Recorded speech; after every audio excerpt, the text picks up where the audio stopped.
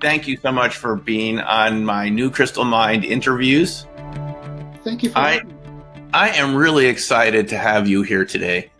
I read your book last September, October, and I was camping at the time in Idaho, and it scared the dickens out of me. Yes. And now, for any of you that are not familiar, Terry is the author. This is Terry Lovelace, Esquire.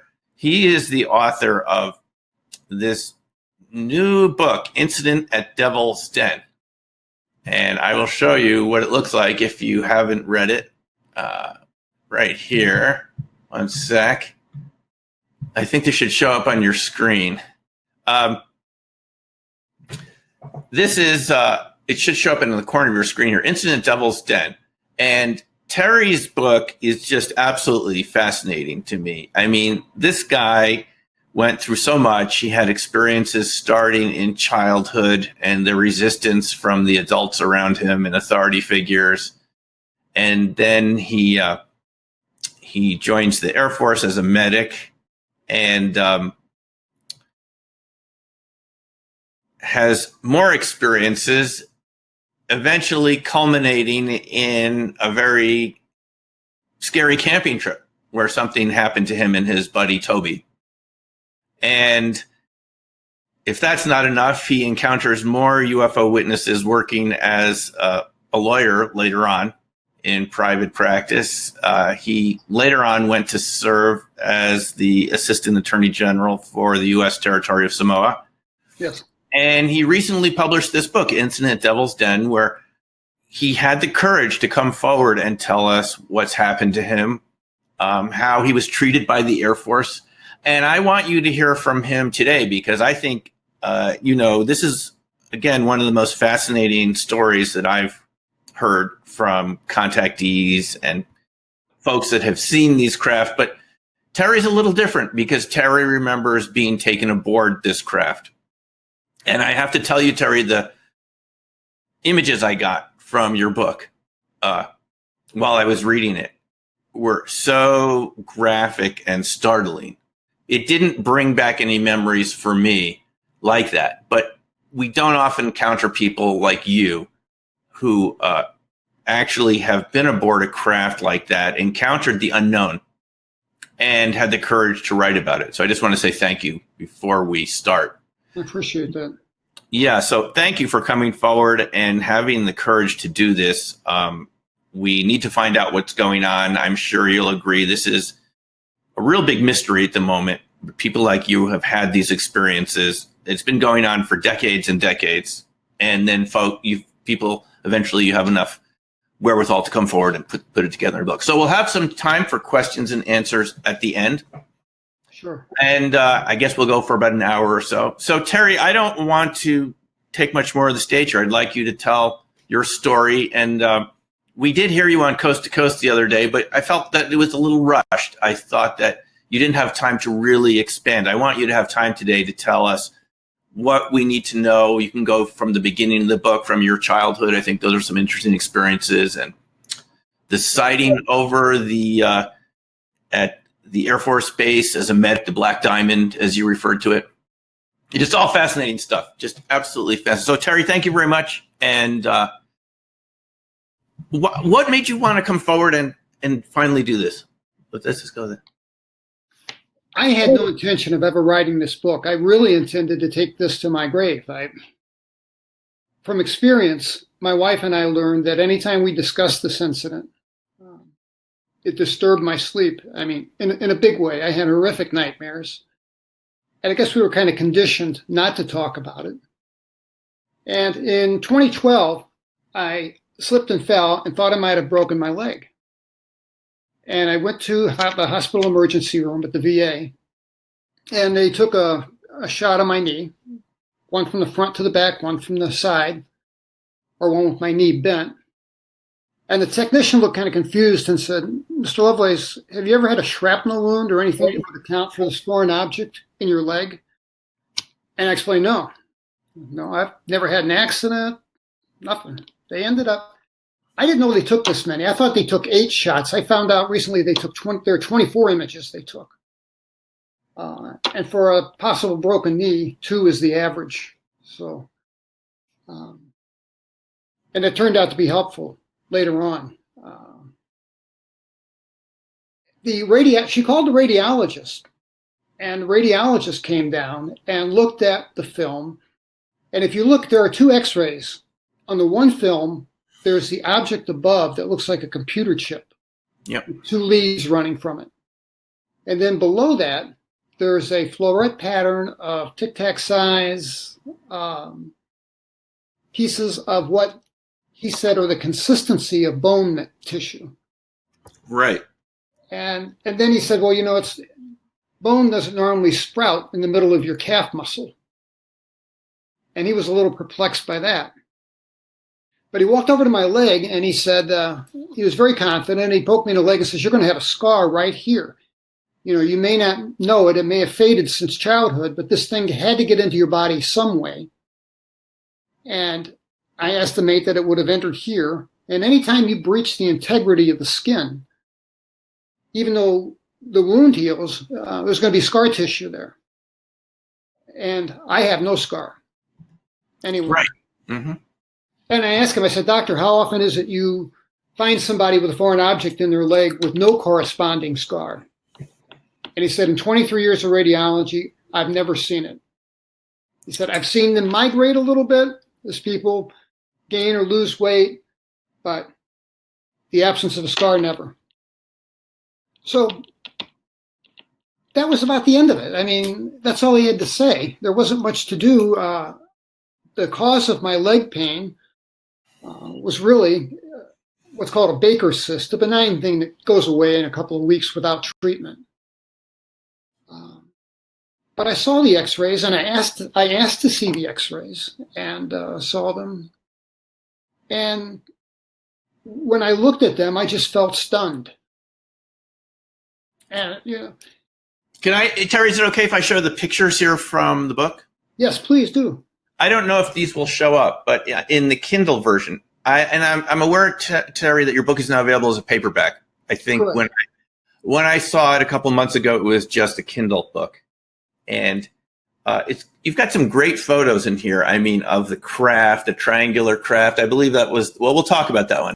But this is the one where we see like a clover leaf shaped object below the knee. Is that right? That's correct. And then on the other one, there's another, it's a little hard to see here, but perhaps they're also on your site somewhere. Okay, now it's a little bigger. Yeah, okay, so there's something that looks like a computer chip with a wire going to it. That's the best shot there, yeah. And these were both, okay, so let me see if I get this straight. You have a slip. My knee gave out. Your knee gave out in 2012. And you go get an X-ray. Yes. And they say, what are these things around your knee that have left no puncture marks? It was pretty dramatic because there were medical people, drifting in and out of this X-ray room. Mm. It was, a dozen people wanted to get a look at this, and everybody's whispering. Of course, I can't hear everything that's said, but it was pretty obvious it was something unusual. And no puncture marks, any inflammation around these objects. I'm glad you asked that because I left that out, and that's really relevant. When I got out of the Air Force in 1979, I started running, and I was an on-again, off-again runner all my life. And I noticed that from 1980, every time I ran and I hit the 2-mile mark in my run, mm-hmm. There was a spot on my leg above my knee and lateral to the right that would go completely numb. And it was about the size of a $50, and it was perfectly circular. And I could take a pen and delineate the borders of it, where it stopped and where it started. And it would remain absolutely dead, numb for about 30, 35 minutes and then, fade away. Mm-hmm. I asked my doctor about it in 1980. He's like, it sounds like some kind of histemic reaction or something. I wouldn't worry about it. And I didn't. But on the way home from the hospital, it hit me that this object in my leg lay right over what I used to refer to as the numb spot in my leg. Mm-hmm. So, there has to be a relationship between the two. I'm just asking you about that, Terry, because Dr. Roger Lear, who I was fortunate enough to meet several times, starting around early 2000s all the way to 2013, the last time I saw him, and he passed away the next year. He always used to say exactly what you're describing here.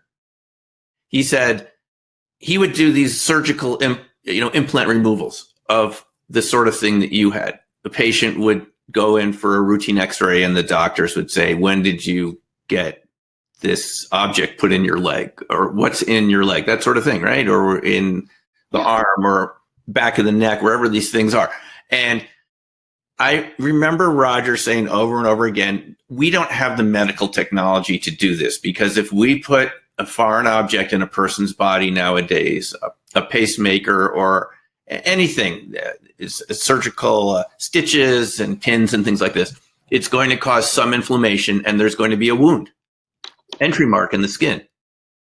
And so when I read your description here, Terry, I was like, this is exactly what Roger talked about. No, there's no mark on the skin that would have shown where the object was inserted. And especially there's no subdermal inflammation, which is impossible with our current level of technology, because the body's immune system reacts to any foreign objects that are put in there, even ones that are designed to be helpful. Is that correct? That's correct.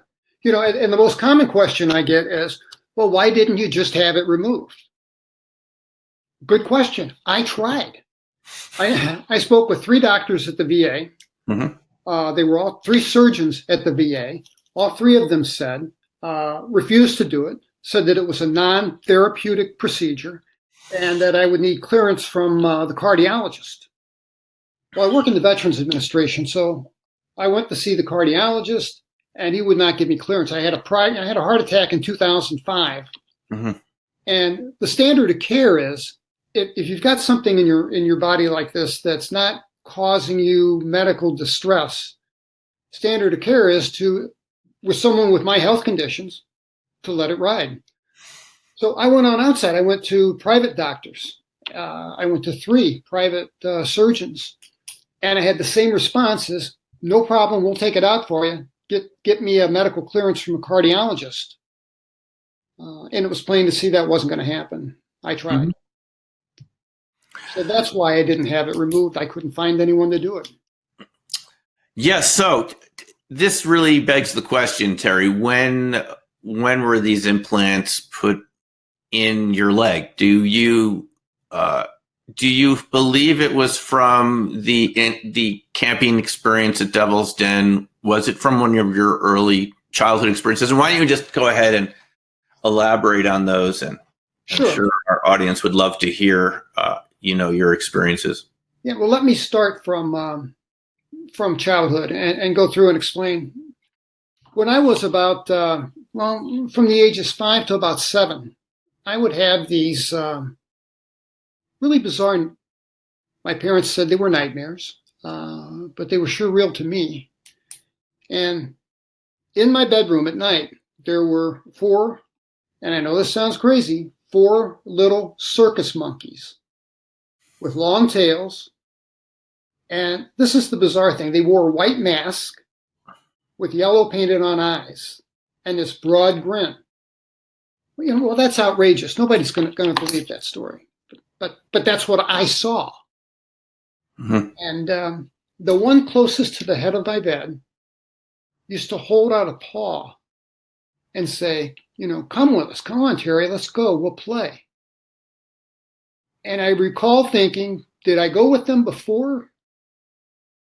And that's interesting, because one of the worst nightmares that I've had that has resurfaced since 2012 and the discovery of this object in my leg has been of me asleep as a child in my bed, waking up, and the monkey man, as I called him as a child, standing right next to me. And he reaches out and says, "Come with us and play." And it's not a monkey paw. It's now these 4 long fingers. And for some reason, that image of those 4 fingers just wigged me out. I wake up screaming.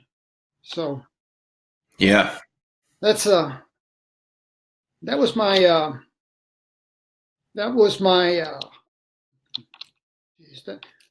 childhood nightmares, mostly all centered around these monkeys. And, and my parents were dismissive, and took me to a doctor who diagnosed me as watching too much Space Ghost cartoons. And well, that was a particularly funny part of the book, I have to say, Terry. I mean, where he's saying there are no spacemen, right? There are no space. Nothing in space can hurt me. Nothing in space can hurt me.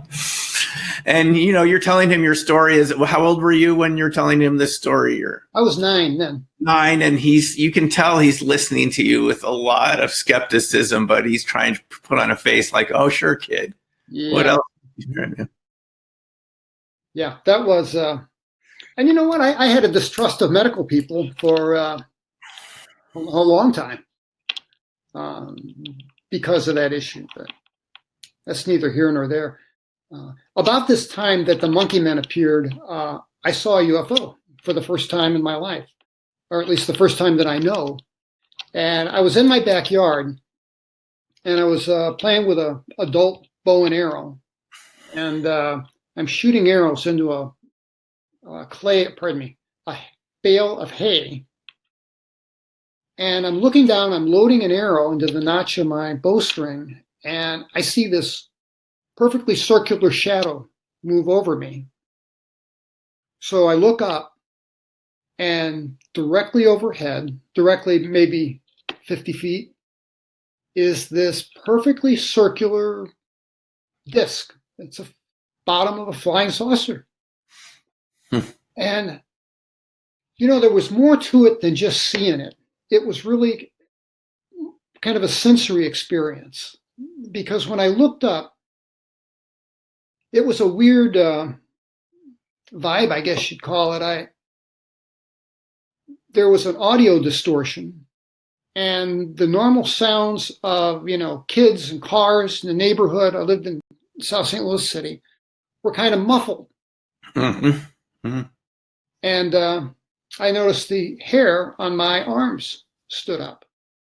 And I had this obsession. I mean, I had this urge to lie down in the grass and look up at it.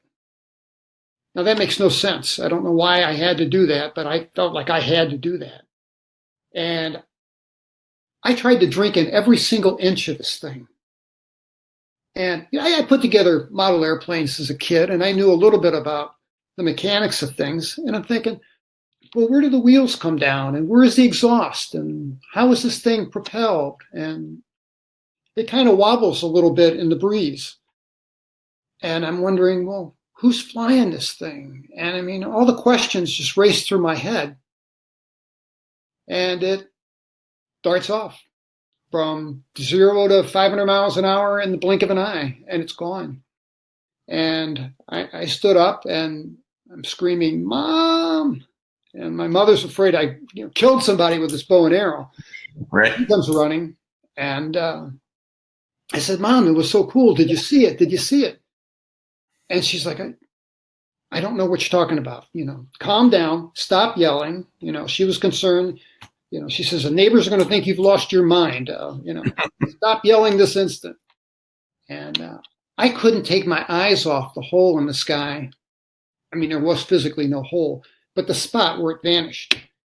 And until we moved from that house, often, every time in the backyard, I would look in that direction, wondering, maybe it'll come back. Because I remember feeling sorely disappointed that I couldn't see the top of the thing. And that's when I experienced a lot of fallout, both from the monkey thing and from this flying saucer incident. And these things, they died down. they were a big deal for a while, but my nightmares became less frequent. And it seemed like the monkey men quit coming around. And I just wanted to say one thing about the monkey men. There were some physical signs that they had been in the room. Is that correct? The window was slightly ajar or something like that? No, the only reference to the window was my father had the weather stripping tape. Mm-hmm. I was opening weather stripping around the window. So that was the reference to the window. And he told me, this is special tape. It's designed for these things. Oh, right. It's going to keep them out. It's going to keep them out. So. And it didn't keep them out. And you. Well, no, the first thing that crossed my mind is, well, you just confirmed for me they're real. You're telling me they make this special tape. Well, then they must be real. It's exactly how adults treat children, right? It's not real, but this is going to protect you from them. Yeah. Okay, I thought you had made reference in the book at some point where something had changed in the room, which suggested to you that there had been physical entities there. Well, there were the movement of shadows. Okay, movement of shadows. Okay. Yeah, because the monkeys, whenever they would disappear, and they would disappear as soon as the light was turned on in the hallway, they would disappear in a twirl of shadows around my room, are gone. So. Okay, so that's kind of setting things up in childhood. Then what's the next significant event? The next significant event is a little briefer. I'll be a little brief, and because there's a lot to cover. Yeah. I was 12, and I was asleep. And pardon me. Yeah, I was asleep. Normal evening, didn't watch anything scary on television. Went to bed, and I woke up sometime early in the morning. Dark hours. When I say early morning, I mean 3, 4 o'clock somewhere. It was the middle of the night. I don't know the time. And my room was lit up like a ballpark with orange and green and white lights. Mm-hmm. And there was a hum, like a bass sound. Not so much loud, but you could feel it more than hear it. And it was so strong that my desk near the window, I had some little airplanes sitting on it, and they were vibrating. They were like dancing. And I remember one of them fell off. I walked over to the window, and I might say, the thought of yelling for my mother never crossed my mind. And my reaction to this was it wasn't appropriate. I mean, I should have been freaking out, but I wasn't. I was calm. And I pulled back the curtains, and there it is. And could be the same one that I saw 3 years earlier. It's this round disc with a bubble in the middle, and that's where the lights are coming from. And there's like steam coming up, vapor kind of stuff from the bottom of it. And it was a terribly cold night. And I'm looking at it, and I pulled back the curtain and I tucked it into the Venetian blind so I could kind of have a hands-free look at this thing. And I watch it for just a minute or two, and then suddenly I'm completely disinterested to the point of apathy. And that makes no sense either. And I turned around and I walked back to my bed, got in bed, fell asleep the moment my head hit the pillow. And in the morning, felt like a normal morning, and swung my feet over the bed to get up. And I remember I saw that Corsair. I saw that little airplane lying upside down. It's the first thing I saw. Mm-hmm. And I thought, oh, yeah, now I remember. And then I jerked my head to look at the blinds, and sure enough, the blinds are tucked in. And that to me was validation for me. That the blinds were tucked in. Okay, that's what I was remember. Yeah, okay. Yes, I knew what I saw, and that confirmed it, at least for me. Yeah, you had gone to where were you living at the time again? South St. Louis City. St. Louis City. And this object hovering off the ground in the air, how far away? Oh, right outside my window. Right outside the window. And it was so close you could feel a kind of a throbbing sound or a bass-like sound from. Yes. Yeah. It was so close to my window. I mean, I could have lifted up my window and walked under the top of it. Yeah. It was amazing. Then I had a normal adolescence. I had a few nightmares after that, but, nothing unmanageable. Normal adolescence, went in the Air Force, worked night shift in the emergency room as an EMT. And my best friend and my partner was, I call him Tobias in the book. Mm-hmm. And we were a team. We were the only two guys that voluntarily wanted to work the night shift because I was taking evening classes at Central Missouri State had an extension on the campus on the base. And Tobias liked it because he watched the sky. Tobias was a really interesting guy. He was just anything to do with the night sky. He was just captivated. I mean, he pointed out constellations. He could predict when satellites would come over. And that's all he talked about. It's all he talked about was the sky and one day going to University of Michigan for astronomy or cosmology. And one night, this is 1975. As a matter of fact, it's April 1975. No, it's not. That's when I took the photograph. I took the photograph in April 1975 of the launch facility that was at Kilo 5. There's not much to see. It's a chain link fence around a little parking lot. This is southeast of Kansas City, right? Southeast. So we're in Missouri, and this is one of these missile launch facilities with a central control facility, and then 10 ICBMs around it.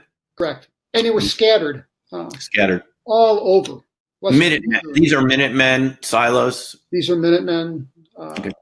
Yeah, they went through 3 Minutemen missiles in the silos, the typical 10, and you're the medic for that particular area or group. Yeah, we were the medical care. I mean, if anybody got hurt, right. We were the first line, and then there was backup if we needed it. But what was the Air Force base called again? Whiteman Air Force Base. Okay, so go ahead. So you guys are the night medics, and one night you get a call. One night we get a call that a missile mechanic, fell in one of the silos and got hurt. And very slim on facts, not the usual that we get, but we thought, what the heck? So we did our routine, and we had a routine. Toby grabbed the box, and I ran out and warmed up the ambulance, and we hop in it and we go. And it was about a 20-minute ride from the Air Force Base, and it was on Blacktop Road all the way. And we're about 1.5 miles, maybe, from Kilo 5. And there's this weird orange glow in the sky over Kilo 5, an orange cloud. And Toby and I are like, what is this? And at about 1 mile away, there were 2 guys in security police cars parked in a V with a roadblock. So I'm sure they were supposed to be standing outside, but it was cold and they were inside with the windows rolled up. I don't blame them. We rolled up. I rolled my window down. I asked the guy, I said, hey, what's going on at Kilo 5? And he says, man, beats us. I don't know, but, there's a lot of people out there. So we drove and we got to Kilo 5. And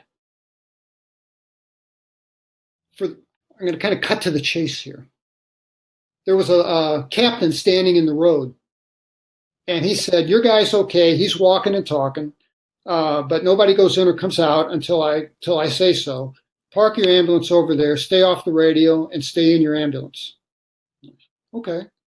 So we figured out that this orange glow was from about a dozen police vehicles with their exhaust running in the cold of the night. And all of these overhead lights are flashing and they're all out of sync with one another. So it's this throbbing glow. It's very eerie. Mm-hmm. And I parked the ambulance, and it was difficult to see because it was so cold. The inside of the windows were frosted over. And Toby said, I'm going to check it out, man. I got to see what's going on. And I'm like, Toby, we're ordered not. And he was, grabs his parka. He was like, grabs his parka, and he's out of the ambulance in a shot. And he's gone, and I don't know what's going on. A couple minutes passed, no more than 2. He yanks open my door. He grabs me by the shoulders, and he says, man, you have got to see this. You ain't never seen nothing like this. And he's pulling me out of the ambulance. And I'm like, wait. Like, let me grab my parka. It's cold out here. And he's pulling me. And we're out, and I see everybody looking up. And there's a blue cap, a blue dome that covers the top of the tube that the missile launches from. Yep.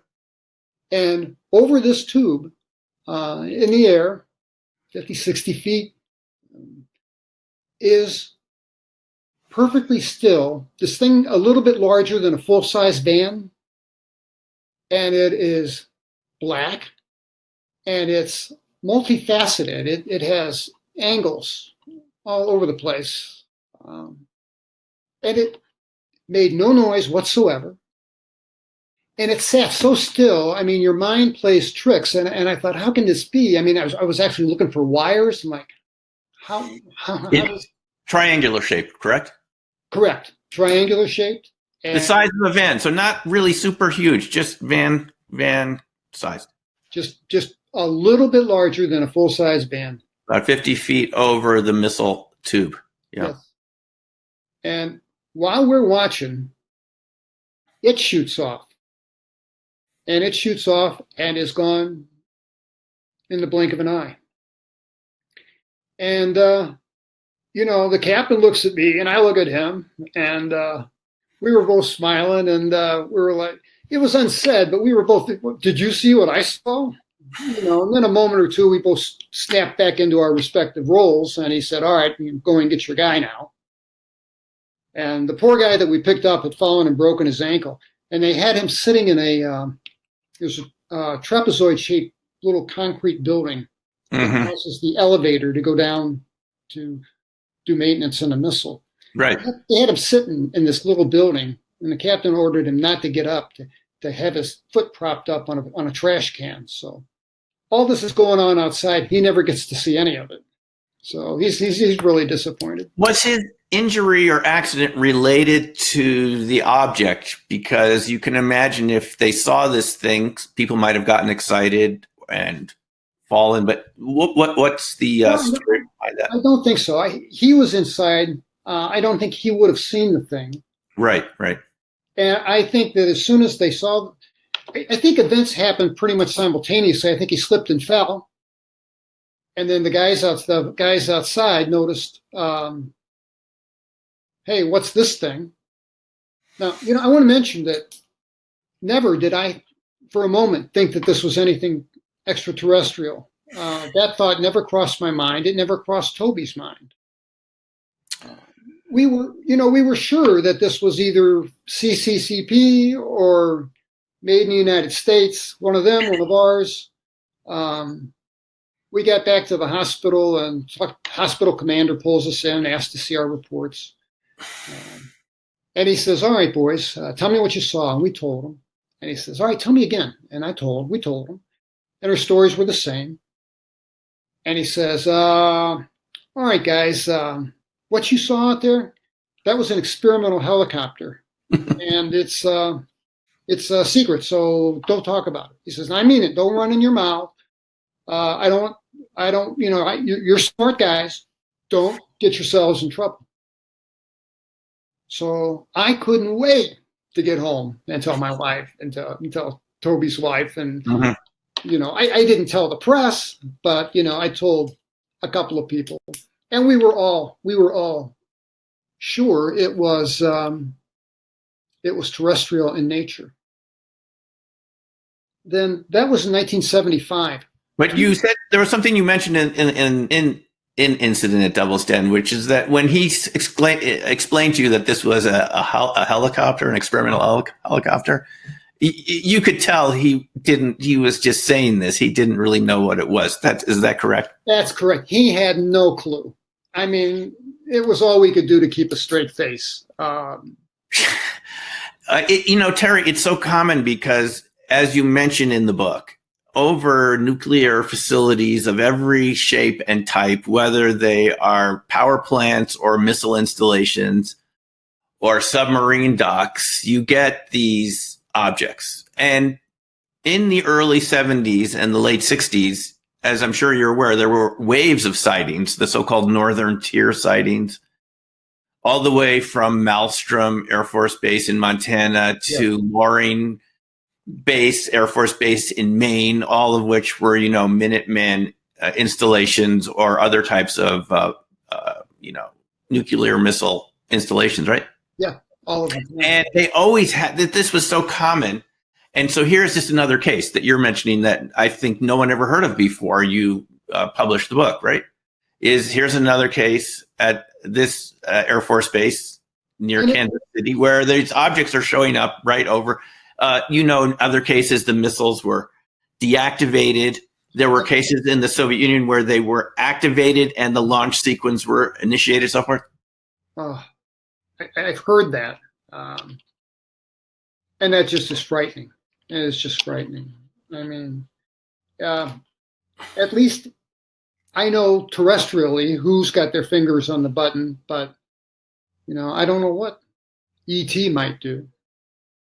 So, well, that was the end of that because I want to get to the camping trip. And that's, yes, please do, yeah. And that was 1977. And Toby and I are still working night shift, still in the emergency room. And it was early in 77, maybe April, early May. And he comes up to me out of the blue one night and says, "Hey, man, let's go camping." And I'm like, "What are you talking about?" He says, "Let's go camping." I'm like, "Toby, you grew up in Flint. I grew up in St. Louis. I've never been camping in my life. You've never been camping in your life. What do you want to go camping for?" And he says, "Well, think about it. It'll be great." Now, he knew I was an amateur photographer, and I had a dark room set up in my house. That was common knowledge. And I had a nice camera with some nice lenses. But unfortunately, you can't use your camera very much when you're living on a nuclear facility. So he's like, take your camera. You can photograph wildlife. He said, "I can spot some constellations. We'll just go and have a nice time. And if we like it, next time we'll take our wives and kid." And Toby had two little ones. And, we'll drag them down there and we'll all, this will be something new. And at first I'm dismissive of the idea. And then over about a week or two, I have a change of mind and I'm like, I can see the upside to this. This might be fun. And I changed my mind and decided, all right, let's go. And our wives approved. And there were a series of missteps that I won't go into too far because it'll eat up too much time. But, we were two reasonably intelligent guys. And part of what we did every night at the end of our shift was restock our ambulance. And I mean, we understood the concept of getting together what you need, putting it into your car or your ambulance. So we knew how to go about doing this. We just weren't real sure of what we could take. But you know what? I think, like I said in the book, it's not rocket science, and we figured it out, or at least we thought we had it figured out. And the day rolled around, and it was time to go. We had a 4-day weekend, and it was June, and it was beautiful outside. And we loaded up the car early that morning, and we took off. And I felt elated. I felt like $1 million. I mean, we just had a lot of fun. I mean, we were laughing, joking, talking about what we're going to do, and made the drive down. And we had decided already not to stay in the campground. And the reason for that is, and this was Toby's argument, and actually it was a good argument, is that if you stay in the campgrounds, you're going to have people parked right next to you, and you might as well be parked in a parking lot. You might as well be camping in a parking lot somewhere. Yeah, right. Mm-hmm. So he's like, let's get out and find some real wilderness. Mm-hmm. Make this a wilderness adventure. So with no experience at all, I agreed, and I said, all right.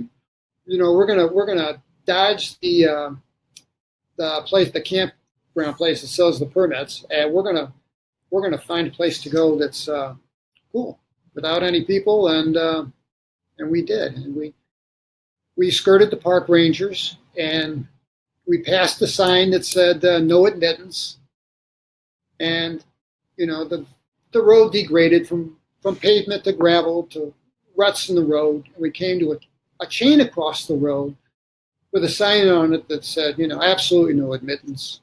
And Toby hopped out, went over, picked up. There was a chain across the road, but the end of the chain was just locked. There was a lock on it and locked it into a loop. It was just hanging there. So he just picked it up and dropped it. Ching, it fell to the ground. And we drove through, and we were just thrilled. And Toby had the foresight. He was a good navigator. He had an unerring sense of direction. But he was wise in that he opened my glove box and found a pencil in a bank envelope.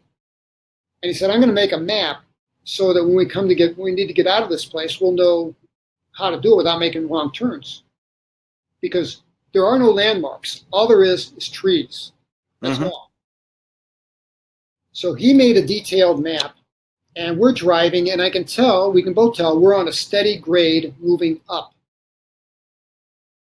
And we got to a bend in the road, wasn't much of a road, and drove up into what I call a meadow, and it was an open field, and there were maybe 6-7 inches of grass and wildflowers, and it was just a beautiful place, just absolutely awesome place.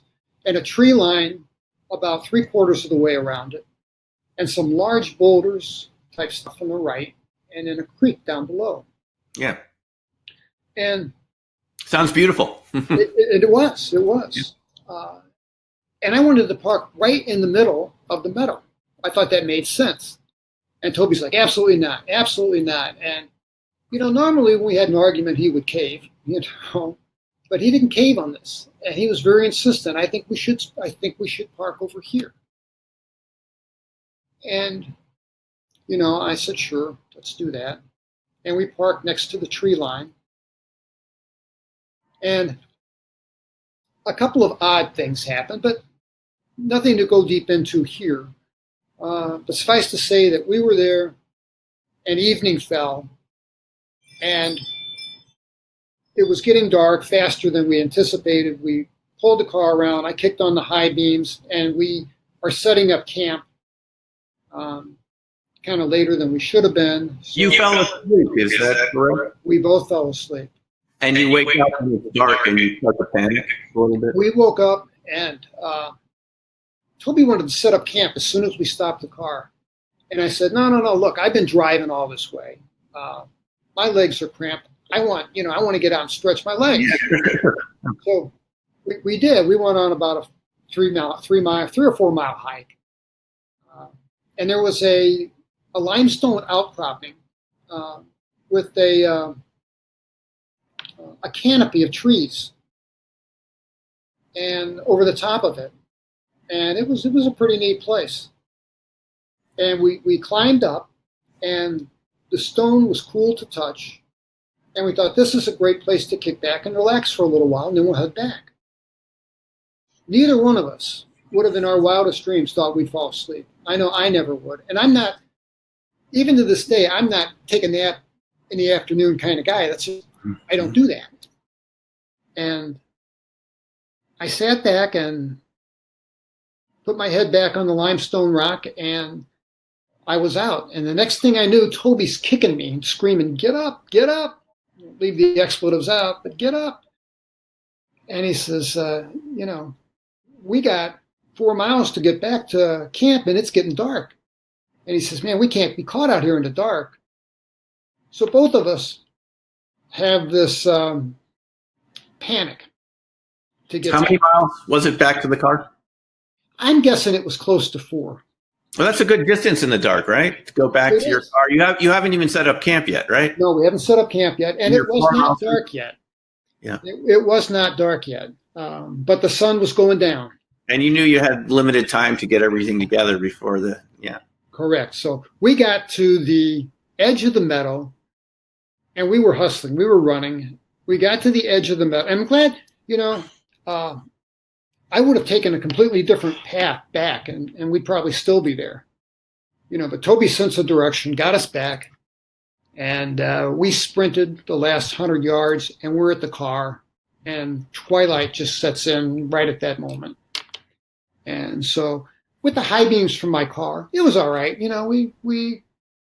Toby set up the tent. I went and I gathered firewood as much as I could, and made a couple stacks, thinking, well, this ought to be enough to get us through the night. And pulled out our air mattresses. We did the normal things campers do. And sure. I remember thinking, I burned some hot dogs, and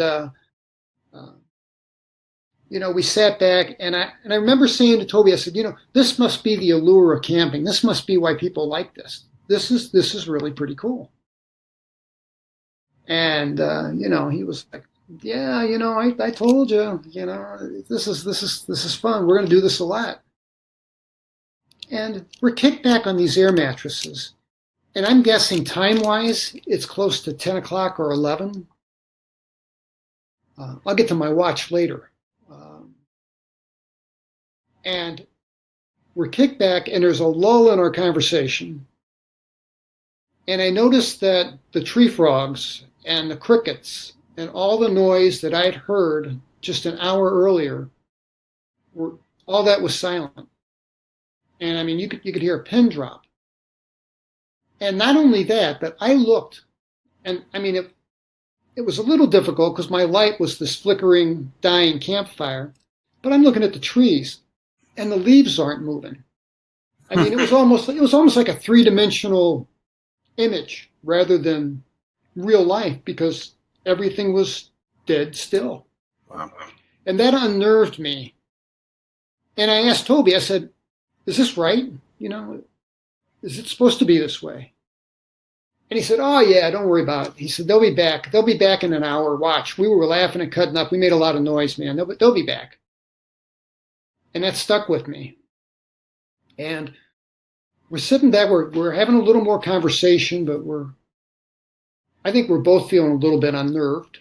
And Toby turns his head to his left, and he says, hey man, were those there before? And I said, what? And he leaned back and pointed, and there were 3 stars sitting on the horizon, actually sitting just above the horizon. They were high enough above the horizon that we knew these lights couldn't be highway lights or something.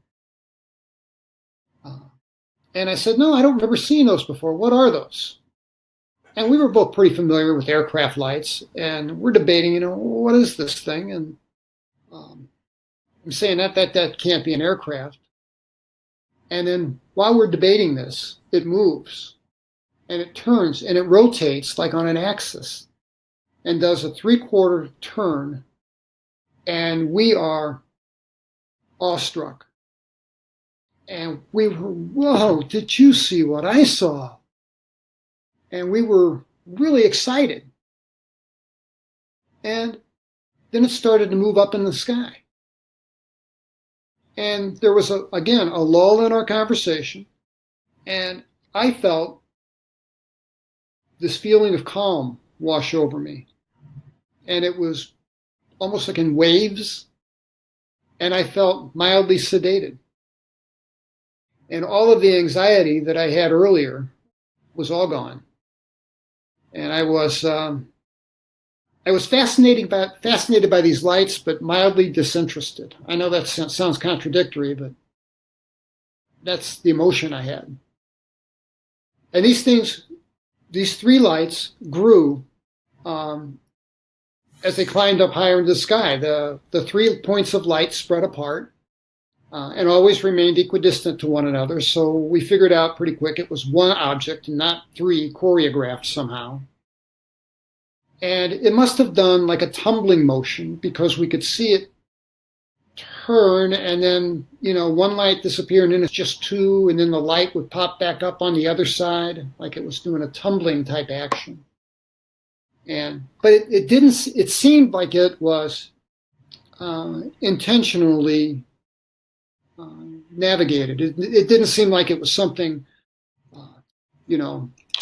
at the whim of the weather. It was something that was being controlled. And I don't think there was much of a word spoken between us.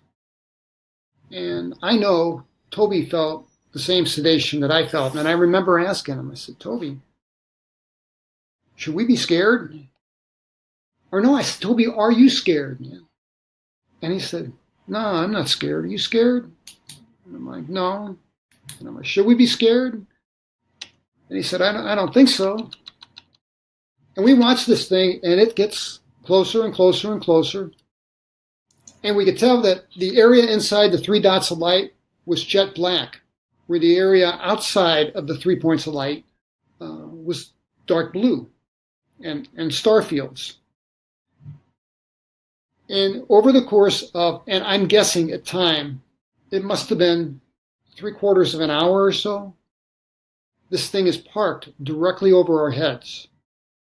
Actually, not directly over our heads, a little bit off center.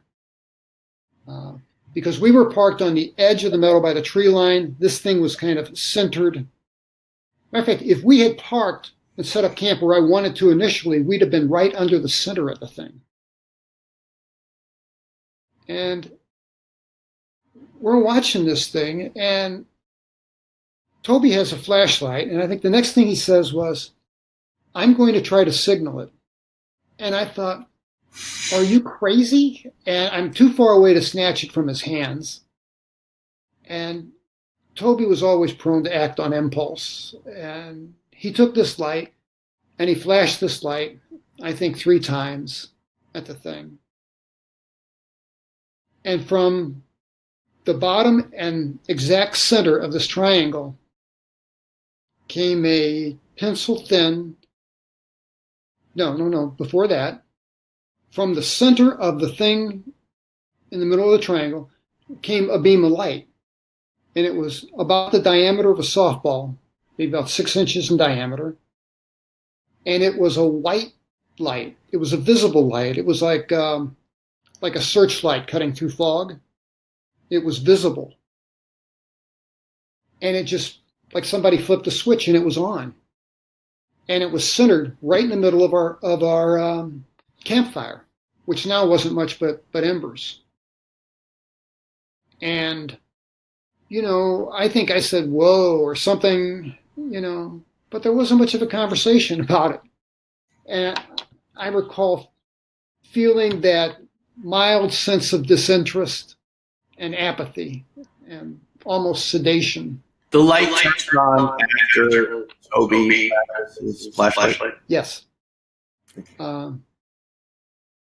Probably 10 or 15 seconds. It was pretty quick after he did this. And the white light, I estimate, was on for 2 minutes or less. It seemed longer, but I think it's got to be that. And then it just flipped off. And as soon as it flipped off, in its place came a beam of bluish purple light that, lasers in 1977 weren't commonly known. I mean, I knew the concept. I knew what they were. I'd never seen one before. And this laser light would appear in the middle of the campground for a millisecond and then flip off and then flip back on at another location and then flip off and then back on in another location.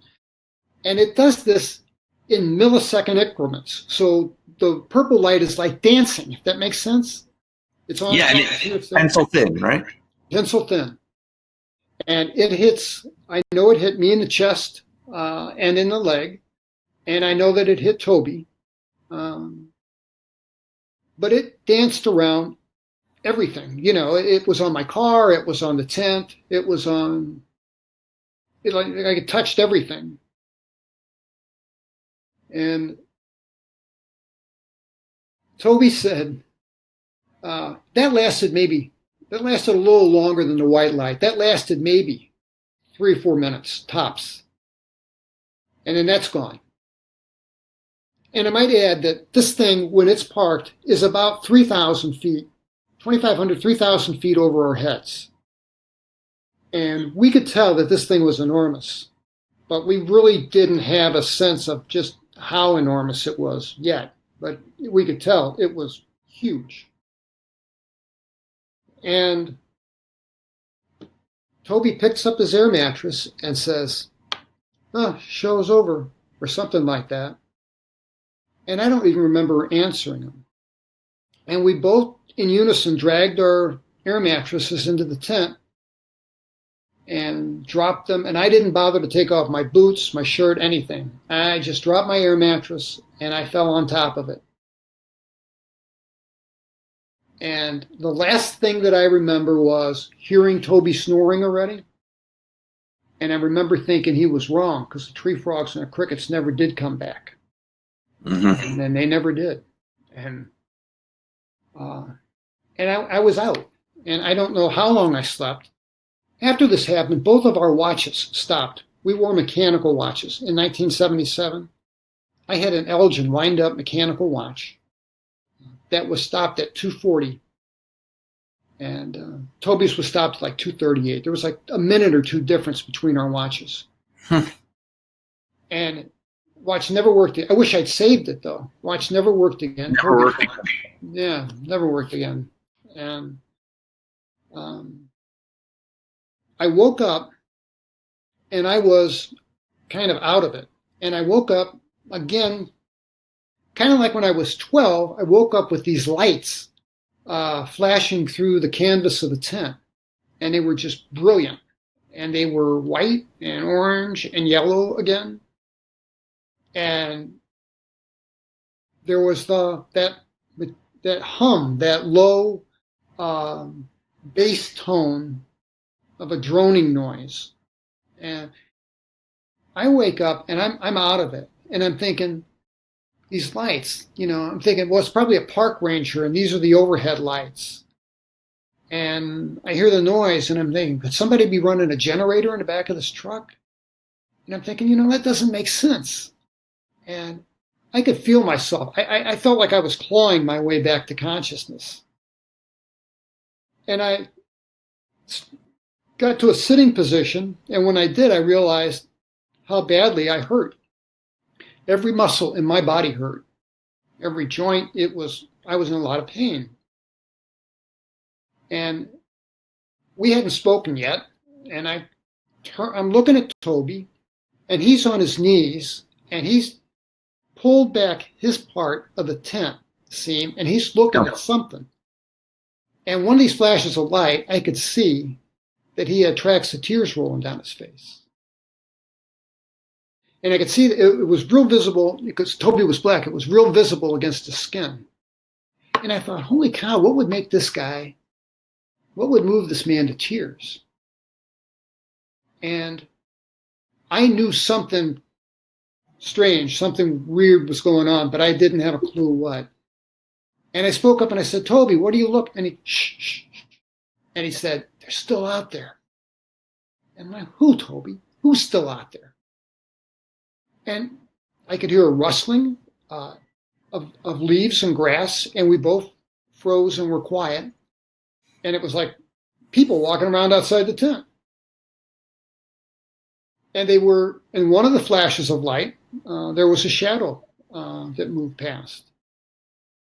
So I got to my knees and I pushed Toby to the left And I pull back my tent flap and I look out, and here's this giant thing that had been over our heads some hours ago.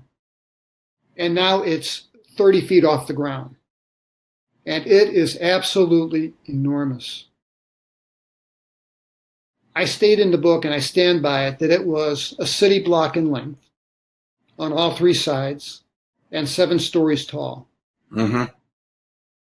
And that's hard to fathom, but I mean, it was enormous, just absolutely enormous.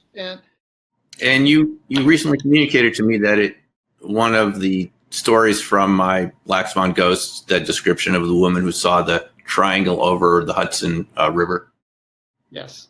In the 80s, it's a similar thing. She said 5 stories high. You said that was a very similar description to what you saw. Very similar description to what I saw. And I could see, the way it was parked, I could see the lights on either end. And what there was a light bar that ran from the bottom to the top on all 3 apex of the triangle. And this light would run up and down this light bar. And I remember thinking that must be what they do to make it give the illusion of a twinkling star when it's in the sky. And I look outside, I'm looking outside, and first of all, I'm just intimidated by the size of this thing. And then next I see these kids walking around the meadow. And I'm like, Toby, what are these kids doing out here in the middle of the night? And Toby says, man, those ain't no little kids. And he says, don't you remember? They took us and they hurt us. And then I knew. I mean, I didn't know in a seamless narrative, but I had flashes and bits of memory enough to know that I was terrified. We watched these little guys walking around. Their heads were disproportionate to their body. They had walked with a distinctive gait. I mean, these weren't human beings. And from the center of this triangle, where the lights had came from earlier in the evening, there's now like a 30-foot column of white light shining down on the floor of the meadow. And these little guys are paired up in 2s and 3s and kind of just wandering around. And in 2s and 3s, they would wander into this light and then just dissolve and gone. And we watched them until the last one dissolved, last pair dissolved. And then the droning noise, that bass tone, stopped. The light, the 30-foot column of white light, flips off. And the light bars change from yellow and greenish to pure white. And they were very bright, brilliant white. And we were too afraid to move. I was absolutely just terrified. And we watched this thing, and it eventually, not too long thereafter, lifts off. And when I say lifts off, I mean it about the speed of a hot air balloon. It just went up. And we watched it, and at one point we rolled over on our backs in the tent, and we're watching it. And the higher it got, it seemed like it picked up some speed. And we watched it until the 3 points of light became 1 point of light, and then the 1 point of light eventually dissolved. And we were terrified. The cars, 30, 35 feet away or something. The idea of being outside was just unimaginable to me. I would feel so vulnerable being out there. I mean, I'm in a tent of all things. Yeah. It gave me some sense of security. And we eventually, Toby kind of gets his wits about him and says, man, we've got to get out of here. He said, you get your keys and and we're still talking in a whisper, Toby grabbed the flashlight and I had my car keys and stuff, and we pulled back the flaps and we ran and bolted into the car. and took off. And it was a very good thing that Toby had made that little map, because if he'd not, I don't know where we had been. What time of the morning would this have been? I mean, well, our watches stopped at 2:40, and that would about make sense. I didn't have a working clock in the car, and my watch is broken, and I drive for what seems like a couple hours maybe, and In the dark, yeah. Yeah, and then the daylight's it's dawn, and keep in mind this is nothing like this area is today. It's Lake of the Ozarks, not the recreational area. It's built up. Back then, it was soybean farms and cornfields, and virgin forest. So we drove back to the air base as fast as I could think I could get away with without getting pulled over. And we got back to base. I stopped and got some gas, and that's when I figured out how much I was hurt, how badly I was hurt. You noticed that you were dehydrated at the gas station. Oh my God! You said you're incredibly thirsty, right? I have never in my life been so thirsty. The thirst was just absolutely incredible. I remember asking Toby. I said, "Toby, look around, see if there's something in this car I can drink. You know, I'll drink anything as long as it's not poison." And he's like, "Man, there's nothing."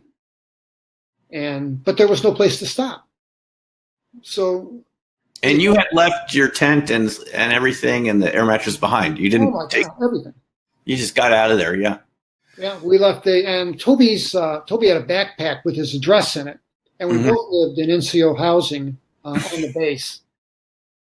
So my guess is the next morning, Rangers found our campsite, and that's the next part of the story is when the Air Force summons you guys to a little meeting, and yeah.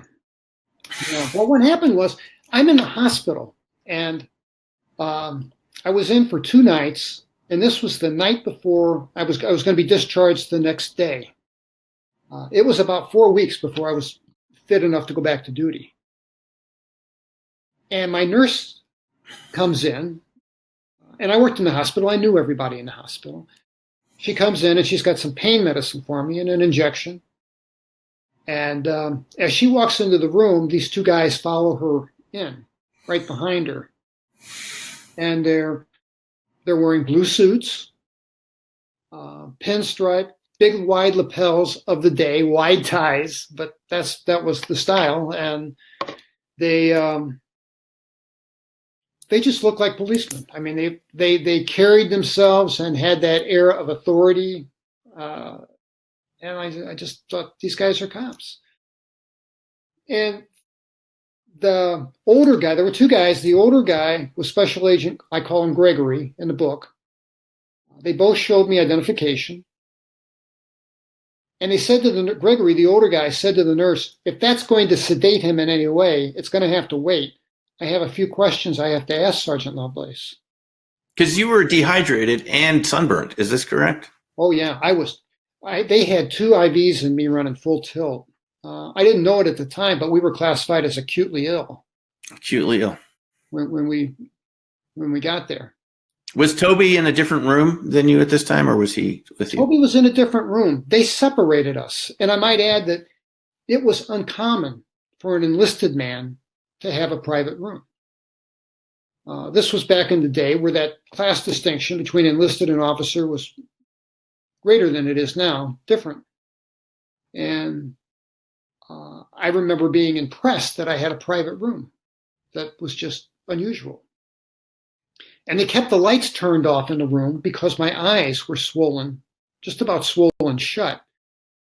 And I had a sunburn, like you say, the sunburn, that my scalp was sunburned, under my arms was sunburned, the soles of my feet were sunburned.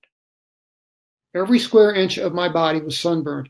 Now, I never took off my shirt the whole time we were down there.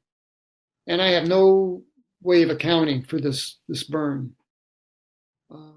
I had a lot of insect bites too, and I don't know if those had anything to do with it. I tend to discount those, but I had a whole lot of them. And photophobic, yeah. So as soon as my nurse leaves, Special Agent Gregory flips on the overheads. And I'm like, sir, could you please turn those off? My eyes hurt. And he just set the tone for the whole thing. And he said, got to see what we're doing, son. Can't work in the dark.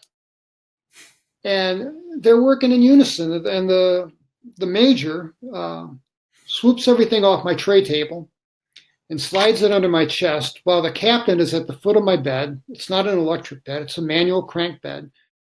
And he's cranking my bed into the upright position until I'm sitting bolt upright with this tray table in front of me and scared to death. And I asked the guy, I said, sir, am I in trouble? And he said, now, son, would we be here if you weren't? And the captain thought that was funny. And both of them just got a laugh out of that. And I'm thinking, oh my God, what did we do? Did we burn down the forest? What did we do?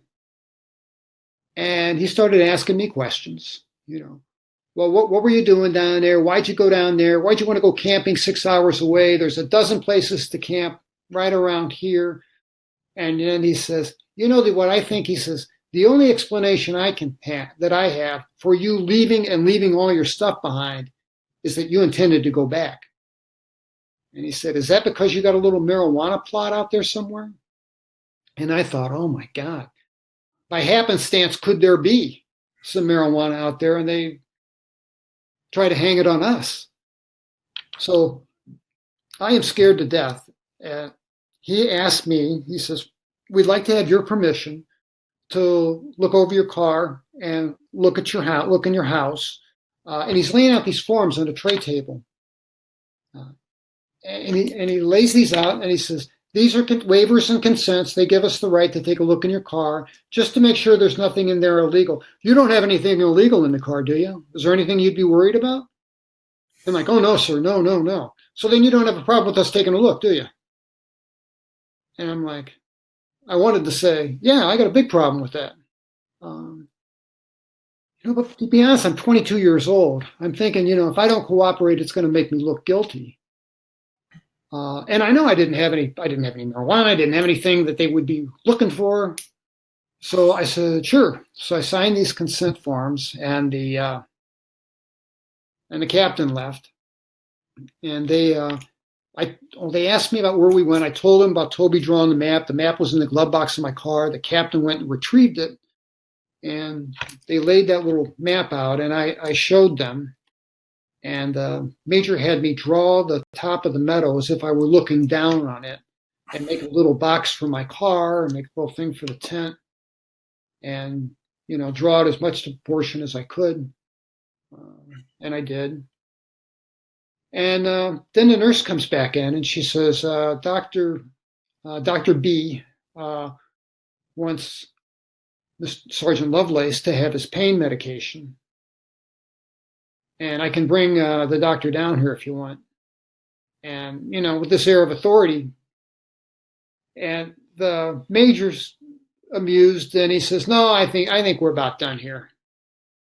So they pack up their stuff. The nurse gives me an injection. As she's walking out the door, the captain goes and he's gone. So it's just me in the bed and this Major Gregory, Special Agent Gregory. He shuts the door and gets right down next to my ear and he says, son, I know, and you two knuckleheads stumbled onto something out there, didn't you? And I know what it is. And you know what it is, don't you? And I was stunned. I didn't know what to say. I thought, if I say I saw a UFO the size of an office building, they're going to put me in a psych ward. Yeah. So I said, no, sir, I don't know. And he says, oh, I think you do. He said, I don't believe, that's what he said, I don't believe you. And then he smiled and turned the lights off and left. It's odd, strange guy. Like you had the feeling they knew. No question in my mind. But you hadn't told anyone, so it raises a lot of questions. Anyway, go ahead. It does. we had never told a soul. I mean, from there, I went back to limited duty, and we were ordered to have no contact with one another. And we obeyed orders. We didn't. And it was tough, kind of, because we were close friends. And I made the decision. Toby got orders cut to go to Japan. And I thought, I for some reason, I didn't want to see the guy. I really didn't want to see him. But I really felt conflicted. I wanted to see him to say goodbye. So we were coming home from the grocery store. We both lived on base. And I asked my wife, I said, pull over in front of Toby's house. I said, would you pull over, please? I want to run in and say goodbye to Toby. And she says, we're not supposed to do that. Yeah, you had signed something saying that you would not see it. You visit him again, right? For some reason, they did not want you guys talking. They did not want us talking. Now, I didn't sign anything, but they gave me a verbal order. They gave you a verbal order, or there was going to be, they threatened you with possible punishment, right? If you. Oh, they did, yeah. Yeah, just for talking to him, right? Just for talking to him. Yes. Incredible. And when I left the hospital, the doctor said, this older doctor, kind of a half senile old guy, comes into my room as I'm being discharged, and he says, well, Sergeant Lovelace, we figured out what's wrong with you. Those rocks that you lay on must have had some type of uranium deposit or something in that accounts for this burn that you received. And, and that's why you're so dehydrated. And he said, and you should have put on sunscreen. You're out there camping without sunscreen and, you're sunburned. And he said, now the medication that we're giving you is going to cause you to have some funny dreams. And don't talk about them. If you just ignore them, they will go away. And I think, are you telling me I'm not to discuss my dreams? I mean, that's kind of crazy. But that's what he said. So I asked my wife, please stop by. I'll be quick. And she pulled over to the curb in front of Toby's house. And I ran up to the door. And it's a door I'd walked through 100 times. And I walked in, and I call her Tammy in the book. Toby's wife is walking with a box full of stuff, headed toward the garage. And she glares at me and says, you're not supposed to be here.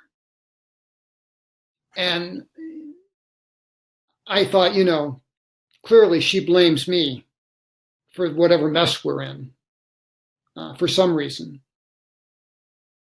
And Toby must have heard our exchange because he comes walking around the corner and he looks like a train wreck. I mean,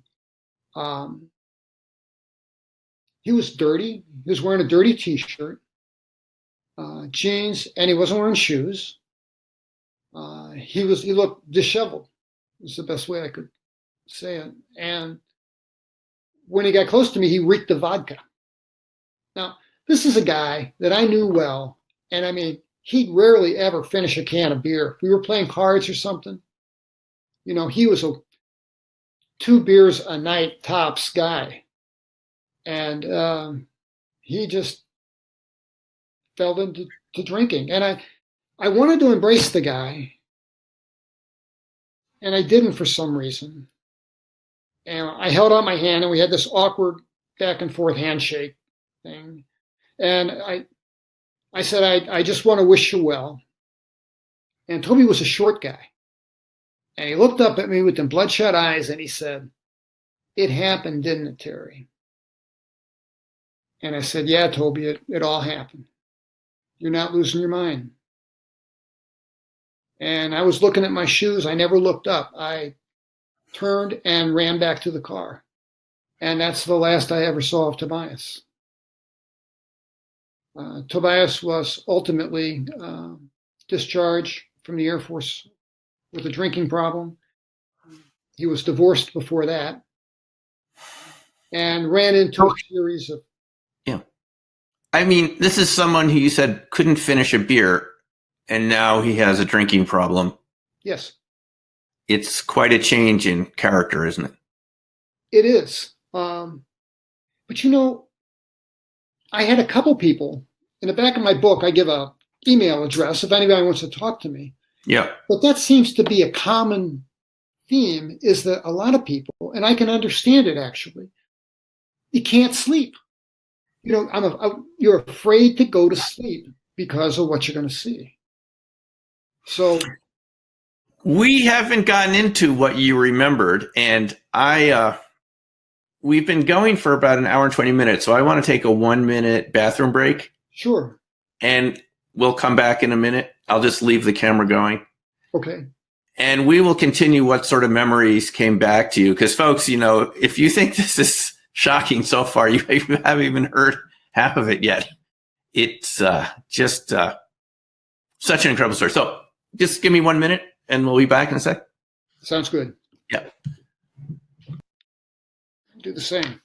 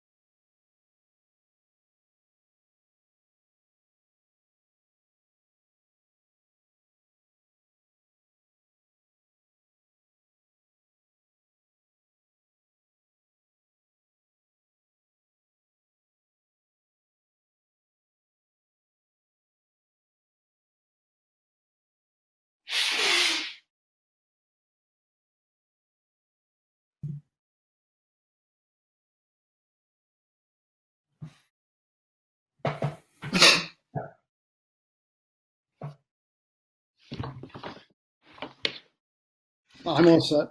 Okay. Yeah. Terry, that was one part of the book that really, resonated with me is here's this guy who's a real buddy of yours, right? You just do so much stuff together. You work together. You play cards together. And the Air Force orders you not to contact him again, not to talk with him again.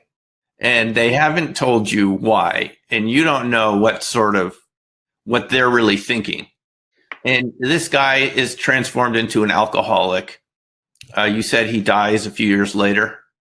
And it's just one of the real sad consequences of our inability to talk about what's going on here, which I'm not saying I completely know either. And perhaps you don't, but it just seems to be awfully sad that this is the best we can do. But why don't you go ahead, and we want to get a little, before we go to Q&A, I'm sure people are going to have some questions. We have a little more of the story to go. There is, was it Major Brownfield? Major Bradford. Bradford, your hypnotist. Yes. They attempt to get you they want you to tell them everything and simultaneously forget about it. They do attempt to get you hypnotically to forget about the details. But during the hypnotherapy session with Brad and Major Gregory and the other fellow, the memories come back of what it was like to be aboard the craft, correct? Correct. Now, and I might add, these memories didn't flow back as a seamless narrative. This was a lot of short vignettes of things and flashes of things. So I didn't have things laid out on a nice timeline, but either from the effect of the drug they gave me or from I felt faulty hypnosis. They drugged you for the hypnosis too, that's right. Yeah, I was able to recall things that I didn't remember and probably wouldn't know today had I not been through that session.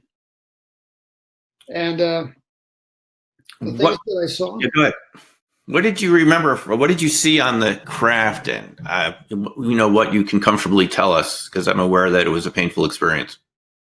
Yeah, let me tell you the most graphic of it. And I clearly recalled, Toby and I were standing and we were nude and we were like frozen and we couldn't move anything except our eyes. And so I'm, have my eyes, I'm darting all around the room trying to see and take in where I'm at. Now, I don't recall how we got into this thing, and I don't want to speculate because I don't know. All I know is we were in this thing, and the inside of the thing was bigger than the outside gave the impression. And I don't know how to convey that. It looked big from the outside. It looked twice as big inside. So much bigger that it didn't make sense. And my eyes are darting around, and there were other people there. And I said in the book it was 50 people. It could have been 25. It could have been 60. There was a group of people, and they were frozen like us. But they were kind of segregated from us. And I could see them. I could see the terror in their eyes, and I could see the tears down their face. And I could hear a woman screaming. And I remember I strained my eyes to the left, and there were a lot of the little gray guys were herding us around, who seemed to be kind of managing us. And there was a taller alien who wasn't all gray. He was almost kind of a pasty pale, but grayish, ashen, more ashen than gray. Big eyes, but not like you see portrayed in the cinema. They weren't grotesquely huge. And as I'm looking to the left, he turns his head to the right, and we locked eyes for a minute. And this was one of my nightmares for years that I still have now and then. When we locked eyes in that instant, I mean, I felt naked. I mean, I felt like this guy was in my head. And I saw, in my mind's eye, a flash of my memories go by. I mean, like if you had all of your life in a series of cards and you flipped through them, it was just a flash. Kind of like what NDE people describe when they describe a life review or something. And I thought, my God, this guy knows everything about me. He knows everything about my wife. He knows everything about me. And I recall staring him in the eye for this split second, and there was nothing in back of his eyes but intellect. I mean, it was just, this thing was just raw intelligence. There wasn't an ounce of mercy or empathy, or it was just intellect. And we were herded down a corridor. And to the right, there were the things I recall best are the things that resurface over and over again, recurring nightmares. And this is one of the bad ones, is that to my right, there were a series of aquariums. And inside was what I took to be puppies. And I'm looking at and they're in pink water. And I recall that this is a memory that they dragged up from my psyche that I didn't independently remember. And I said, they're ugly, Brad. Brad was the guy that placed me under hypnosis. I said, they're ugly. I don't want to look at them. And I'm like, don't make me look at them. And he turned and he said, I want you to tell me what you see. And in my mind's eye, I did that. I turned and I saw one of these things twitch. And for some reason, that wigged me out. And I must have passed out, because the next thing I remember was they were taking my blood. Brad was taking my blood pressure. The other things that I remember is there were humans on board that weren't captives like us. There were a couple of somewhere between four, maybe six at the most. And people were walking around, and they wore these distinctive uniforms that were tan in color with orange patches on their shoulder and orange stripes across their chest. And I remember thinking, I don't recall any uniform like that. And they wouldn't look at us.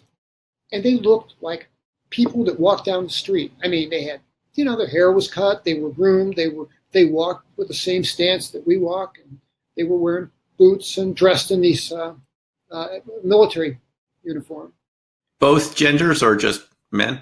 Both genders. I saw what looked to be a Hispanic woman, very short, but the rest were men. And the one that I was able to get a clear look at was there was a panel on the wall, and he was doing something in this panel, and I don't know what. That's what I remember, him working on this panel type of thing. And I remember being taken into the room where they put you on this table, and the gray things are there. I call them things. I don't think these gray beings, I don't think they're living organisms. I really don't. I think there may be some blend of AI and maybe organic matter, but I don't think that they're living beings like you and I. And there was a mantis-like thing. When I say mantis, I mean praying mantis. The insect, yeah. Triangular-shaped head, long arms, there were appendages down the forearm. And he was manipulating some kind of tools, and I could see occasionally, it's incredibly bright inside this thing. I don't know what they use for lighting, but it was incredibly bright. And I wonder if maybe that had something to do with the photophobia I suffered so badly from. And they were doing these mantis-like thing, was doing something to my lower back. And years later, I had degenerative spine disease. And I filed a claim with the Air Force saying that, make a long story short, they gave me a percentage without any problem. Proved it. So grateful for that. The mantis thing,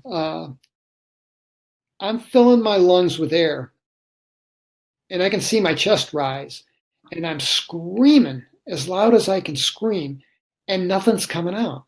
I mean, I don't hear anything. Just a weird hum, buzz kind of background noise, but I can't hear myself scream. And I think the screaming annoyed this thing. And he had contact with me telepathically. And he said to me, "Why are you screaming? You know we don't hurt you. You know we take you back." And he took one of these appendages and tapped me on the forehead, and I was out. And I was out cold. In the book, Terry, you said you got the feeling telepathically. He said to you, "I'm just doing my job." Yeah, you know what? In retrospect, all these years later, and I wonder if it's maybe Stockholm syndrome or something. But I really kind of get that feeling that if I ask him, like, "Why are you doing this?" I don't think it was malevolent. I think he would say, "Just doing my job, man." I don't think it was right. I mean, I don't think it was empathetic. Well, Terry, I have to stop for a second here. You commented in the book that Brad, your hypnotherapist, he seemed to almost know what you had experienced, and Major Gregory and the other fellow, right? They would talk a little bit to the hypnotherapist, not realizing that you resisted the hypnotherapy, so you were a little more conscious than they probably wanted you to be, and you remember them talking amongst each other, right? I do, and I heard some amazing things. It was like Brad had he encountered your type of story before? Did you get that feeling or not? I got the feeling this was routine. Routine, because he took me through this walking downstairs, progressive relaxation thing, which with each step you take, feeling 10 times more relaxed. He had a really smooth radio voice, announcer kind of voice that you want to listen to. And I remember thinking, I'm going to do everything I can. I know that I can passively resist this guy. So everything he said, I tried to do the opposite. I tried to, go up the stairs. I played Beatle music in my head. everything I could think of not to surrender every bit of my consciousness to him. And your willpower, otherwise we wouldn't have had your book, because they would have succeeded in getting you to forget about it or not, just not talk about it again, right? Yeah, you know what I think they would? I think they would have had me not remember it, and I think I would have been a basket case. Yeah, we're glad that didn't happen, Terry. Yeah, me too. And the majors there, did you get the feeling they had ever encountered this before? I mean, such a cat and mouse game to know what did they know. They're trying to find out what you know. It is so complex, but what's your gut feeling about it? Well, this is what I heard. Okay. I heard as Brad was going through his hypnotic thing, he asked me, he says, now we're downstairs in the basement now. I want you to reach up and turn on that light. There's a light switch hanging down. And I was curious if my arm would move involuntarily, and it didn't. And I knew then that I had retained some kind of control. Yeah. So he asked me again more forcefully, and I thought, well, I'm going to have to do something. So I reached very purposefully, very consciously, reached up and made a motion like pulling a chain. And I remember thinking, almost amused, yeah, I'll pull your chain. And yeah. After that, the captain says, is he under? And Brad says, oh, he was gone by the count of 3. And I thought, and then just a little bit later, the captain, I recognized his voice, said, I'm amazed. He whispering, I'm amazed every time I see one of these. Every time I see one of these. Every time that phrase stuck out when I read every time. Yeah. How many of these things do you do? Surely you can't do this to everyone that sees a UFO, or maybe they did. I don't know. But they knew what they knew. They knew what was going on. When he had me under hypnosis, he said, you saw 3 stars in the sky. Is that right? He says, I don't want you to tell me what you think. Only tell me what you see. Tell me what you see. And I said, I see 3 stars. And he says, but we know they're not stars, don't we, Terry? And I said, yeah, I know. And he said, tell me who they are, Terry. And I said it before I realized it. And I said, it's the space people. And it was like, did that come out of my mouth? I didn't mean to say that. I didn't want to say that. And Brad says, that's right. It's the space people. And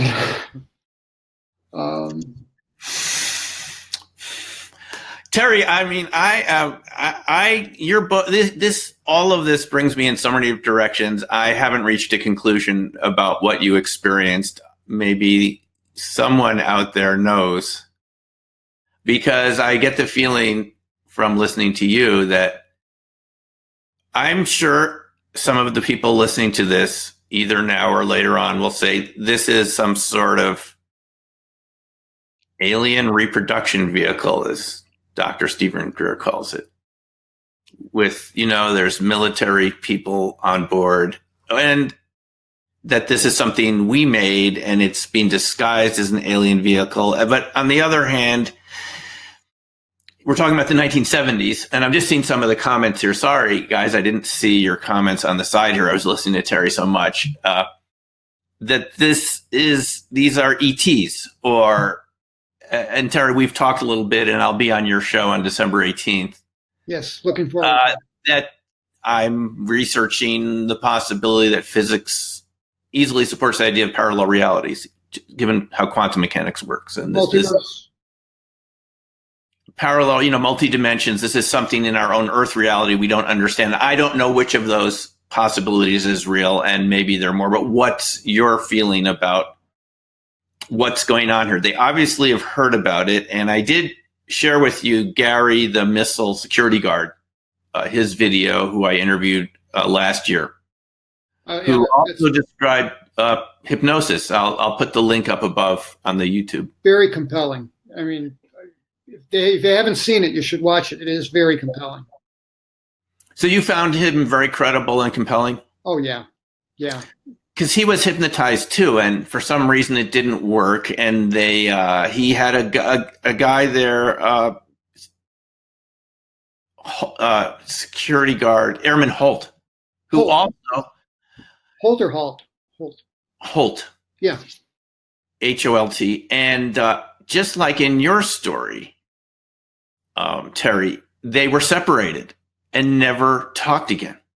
They were sent two different directions in the wind, and Gary never got to talk to Airman Holt again. He wanted to locate him. He knew he was from, I believe, I guess I can say this, the New York City area. He wanted to find out what was your experience. They see this, I won't go into this too much detail, but they see something very bright, blindingly bright, take off near the missile silo after some alarms had gone off all day. And they're burnt. They're sunburnt, a little bit like you were, but perhaps for different reasons. And the hypnosis. Now, one thing to verify Gary's story is I ran into a person, believe it or not, who was offered the job as hypnotherapist at Minot Air Force Base in the early 70s. Really? Yes, I'll tell you his name off the air. He's someone who's known to the community of UFO researchers and studies abductions and so forth. And I happened to be at his home about 6 months ago, just visiting, traveling through back from a conference. And I told him Gary's story, and he said, I was offered that job to be a hypnotherapist at Minot, but I turned it down. So this lends more credibility to Gary, to your story, that they have these hypnotherapists for these sorts of cases. And we have to wonder here. And folks, I will get to your comments just in a second. They're really good, and we'll go through them. What is going on here? I mean, this is such a frequent occurrence. Gary also said he had the feeling this happened all the time. Yes. Up at Minot Air Force Base, UFO incursions, interference, tampering, people getting injured. And I think we deserve to know what's going on. I'm sure you agree. I couldn't agree more. We sure do. They know, we should know. Yeah.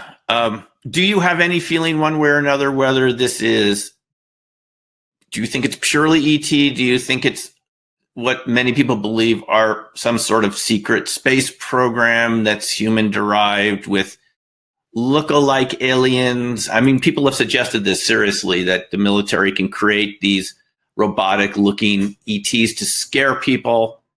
Do you have any feeling about that one way or another? I don't want to put any words in your mouth. No. And I'll be brief, because I don't have any conclusions. I just have a couple thoughts. And yeah. Maybe they're interdimensional beings, which might explain why UFOs and the like seem to fade in and fade out of sight. Maybe they're, crossing that boundary from one dimension to another, one parallel universe to another. And the military, the military and ETs are together on this. And have been, I believe, for a very long time. Okay, so that's what you think is there's cooperation going on between the ETs, or some of them, and some branch of the military, some element of the military. That's true. Yes. Okay, good. That's what I just wanted to see how you really felt about it. I mean, it's just mind-blowing either way. So let's get to some of the comments on the side here, folks. Sorry to ignore you for so long. My comments box, it just didn't refresh on this side, but now I have it. So we have Super Sleuth, we have Colin here, and I'm seeing okay, so we have a question from Bridget, going a little ways back. Did your parents ever see anything that you saw in the room? Or not when you were a kid? No. That's yeah. So there is a picture of you in front of the missile silo, Kilo 5. And in the book, you describe that during the interrogation, they asked you, is that right? Did you ever take pictures of anything you weren't supposed to take a picture of? They sure did. Did you think they were talking about Kilo 5? Because Guy asked a question here. Were you warned about telling the Kilo 5 story, the black triangle over Kilo 5?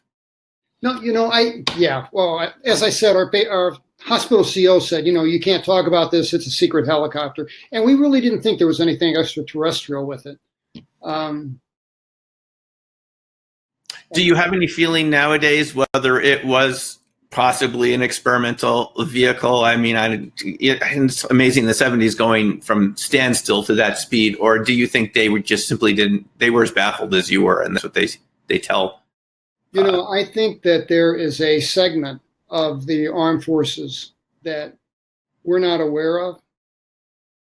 And that group of people work covertly with ET in cooperation.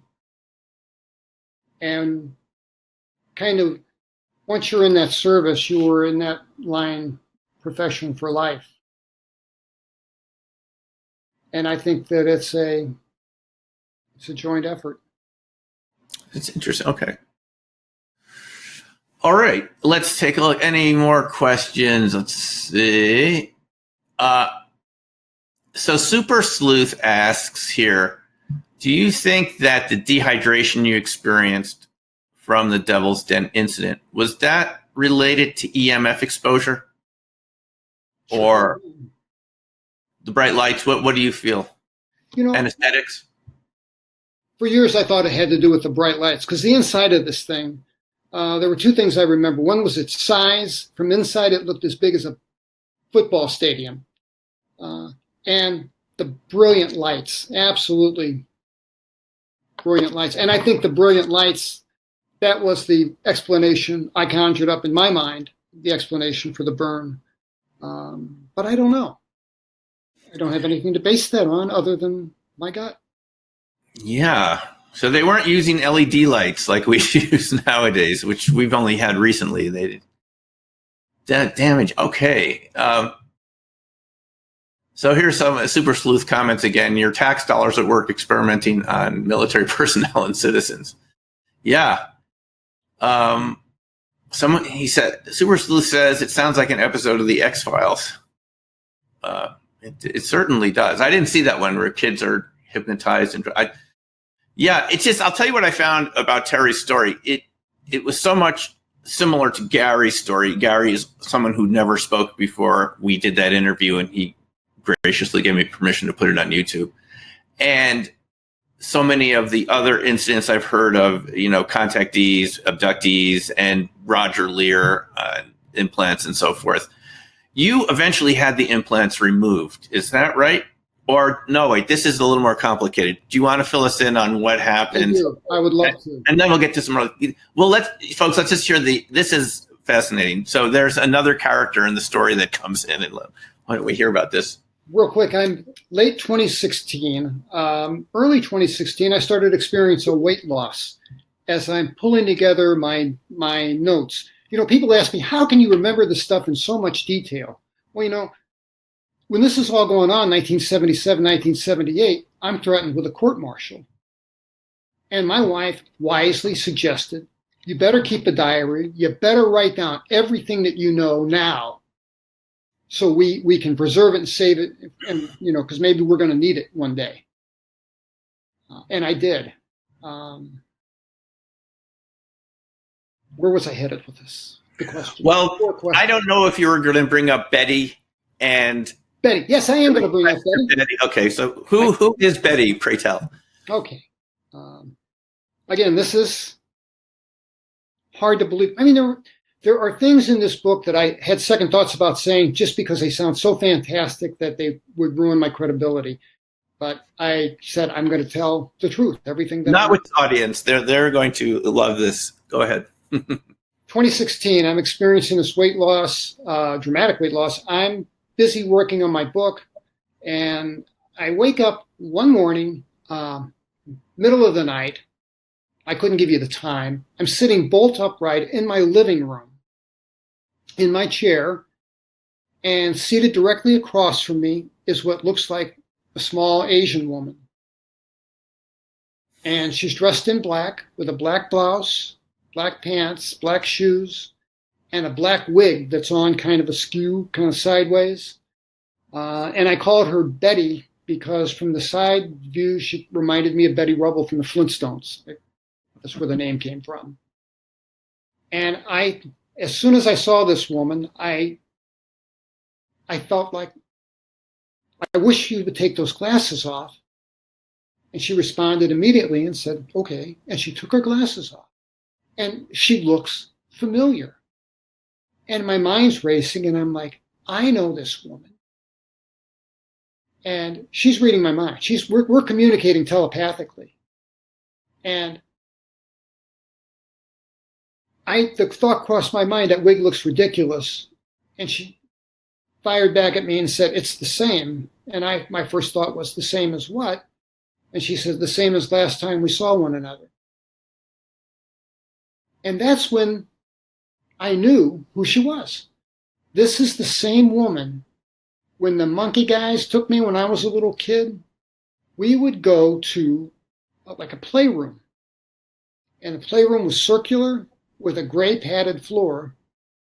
And she was always there. At the time when I was a kid, when I was a little kid, I called her Sue.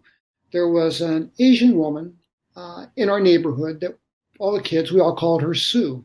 Really nice woman. And I was suddenly afraid of Sue and found myself walking on the other side of the street and not being near her, uncomfortable around her. And I've always felt uncomfortable, specifically around elderly Asian women. And my first thought is, when you're communicating telepathically, it's very frustrating because you don't have the opportunity to put your thought together and pose it in a question. It's whatever flashes into your mind, she knows. And I said, why are you here? And she dodged the question. And I said, does this have something to do with the things in my legs or leg? And she says, yes, you have devices in both legs. And she said, my host put them there. And I said, who are your hosts? I mean, I know the word host can be a noun, it can be a verb. And she says, you call them aliens. I call them my host because they're not alien to me. And I thought, that's oddly eloquent, kind of. And she said, some of what you know, you shouldn't talk about, but you don't know what you shouldn't talk about and what you should talk about, or what you can talk about. And I'm thinking, lady, there are thousands of people that write UFO books. What makes me any different? And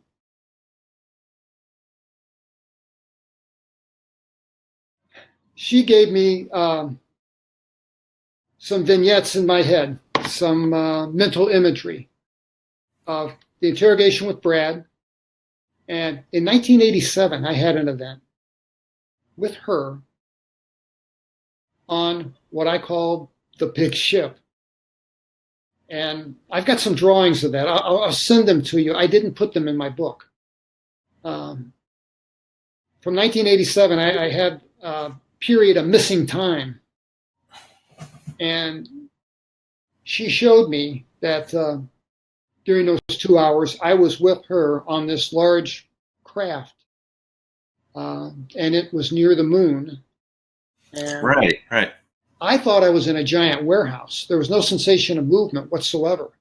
But you can see the moon coming closer, right? Oh, well, I'm looking out this enormous window and I'm thinking the sky is beautiful here. And again, there's no sensation of motion. And we're both standing there. And from my right rolls the moon. And I mean, it's big. I mean, it's right there. And I'm like, oh my God, it's going to hit us. And she immediately fires back and says, relax, be calm. We're moving. The moon is stationary. Well, the thing must have turned because the stars went away. And then we were looking at black, must have been looking at the dark side of the moon. And we must have been traveling. and I could see nothing but black. And then I saw specks of white light. And then I saw what it looked like LAX at night. It was a massive installation of some kind. And I'm thinking, what's wrong here? Something is wrong. This doesn't look right. And what wasn't right is there were no, when you look from an airliner, whenever you're going to land, there are streets and, street lights and parking lots. That's a lot of what you see. And there was none of that. Just a hodgepodge of building, like a zoning ordinance gone berserk. I mean, they're just a collection of buildings, square windows, most of them lit, some of them not really brilliantly. And that's what I saw. Yeah. Zoning gone berserk. Yeah. So it didn't have the kind of architectural style. It wasn't fine urban planning. No. That is interesting. And then, we have a couple more questions here we'll get to from Rob and Super Sleuth. But I just wanted to say, sometime later, the implants were magically gone. Is this correct? She warned me not to talk. And 3 weeks after this woman appeared in my living room with me. Yes. And I went back. I blacked out, went back to sleep. 3 weeks later, I woke up with terrible pain in the top of both of my legs. Mm-hmm. And I woke up and I could hardly walk. Now, the bruising hadn't appeared yet. There was some yellow discoloration, but I didn't have the. And those pictures are in the book here. And I saw that, and I told my wife, I said, Betty was right. They came back and they got their property. There's some bruising. You can, you can see the. So you had asked them to remove them, and you talked to them, and then they were just magically gone. I didn't ask them to remove it. Oh, you didn't? She warned me that they would be removed. Oh, she warned you. Okay, I get it. She warned you they'd be removed, and they did. They were gone, and their bruises show up. It's just incredible, huh? But what's crazy is, it's hard to go out and get an X-ray on demand, but they left. There were 2 tiny pieces of wire. I didn't see them, but the chiropractor that was kind enough to help me get an X-ray. There were 2 tiny pieces of wire left, and I thought, are these guys that inept? That doesn't make sense. And someone, I'll tell you his name off camera, said 2 words, nanotechnology. And I guess those 2 pieces function as well as the older model. Wow. And those are still in your leg, presumably. Or as I know. As far as you know, they're listening to this conversation right now. Hi, guys. Greetings. I don't know, Tara, we have to laugh about this a little bit because it's just, if we weren't laughing, we'd be crying, okay? So I know you've been through so much, and I do appreciate you being here. It's been 2 hours, and it's been worth every minute. Let's get to a couple more comments before we close out the session, okay? Yeah, I do appreciate you taking the time to really go into detail. You're going to inspire other people to come forward with their stories too, and we need everyone's input here. Yes. So Super Sleuth, thanks for some more comments here. Super Sleuth wanted to know, when you were in the backyard as a kid with the bow and arrow, I'm assuming, looking at the ship, she wanted to know,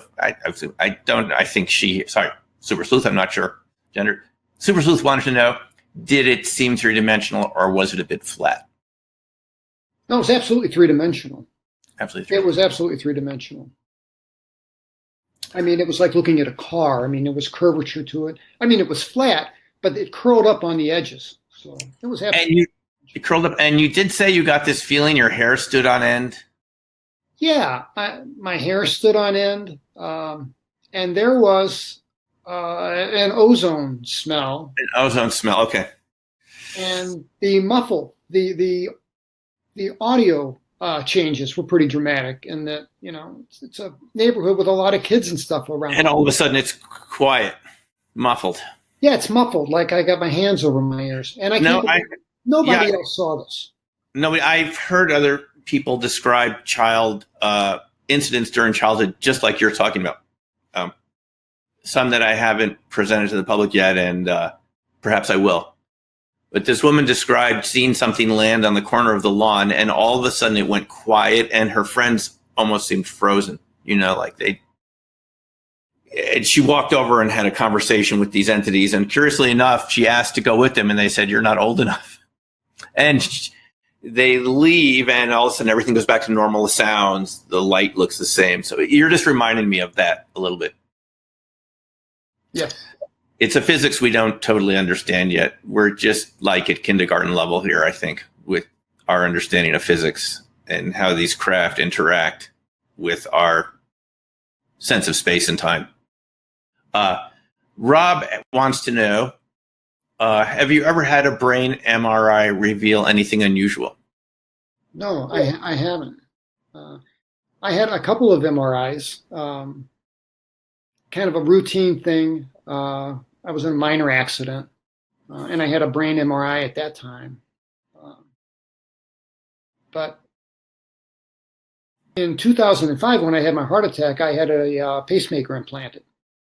So from 2005 forward, I can only have a CT of my head, not an MRI image.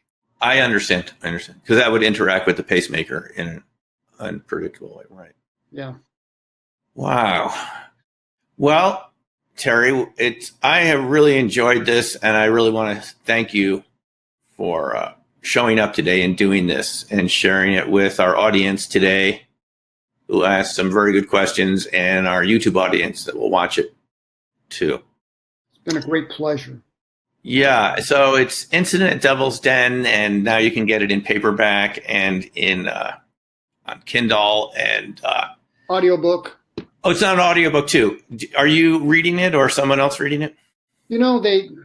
They suggested that I hire a voice artist, and I said, no, I don't want to do that. I want to read it myself. Wow. And I did, for better or worse. It's all my words. So that's there. It's only on Amazon. I don't have it in bookstores yet. Yeah, and thanks. And Super Sleuth finally adds, Super Sleuth, you seem like someone who's, we've heard about people who've had these experiences from childhood all the way up to adulthood, and you seem like one of those people. And the military's involved. So there's something really big going on here that we haven't been told about. And I'm as curious as anyone else what the big picture is behind this. So, Terry, thanks. We will see you on December 18th for your radio broadcast. Is that right? Yes. On Artist First. Artistfirst.com. This is your radio podcast site? Yes. Is that right? Yes, I just started it. You just started. So, folks, you should know that Terry has his own internet radio show on artistfirst.com. And Terry, what is your website for people that want to go directly to read? You can reach me at, I have a website, but it's dysfunctional. I have a Facebook page, just Incident at Devil's Den. All right. I also have an email address, and if anyone has a question or wants to email me, I respond to every single one I get. And what is that email address?